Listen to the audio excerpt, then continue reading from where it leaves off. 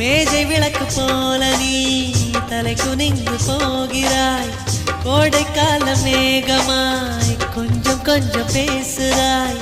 இந்த தன்மை தானடி என்னை உன்னில் கோர்த்தது. இதய துடிப்பு என்பதே நிமிஷத்துக்கு என்பது. உன்னை பார்க்கும் போதுதான் 100 மடங்கு கூடுது. வெட்கம் பாதி ஸ்வர்க்கம் பாதி மாறி மாறி வந்து போனது.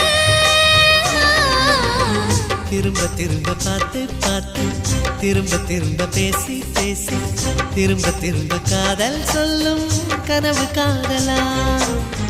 திரும்ப திரும்ப கடிதம்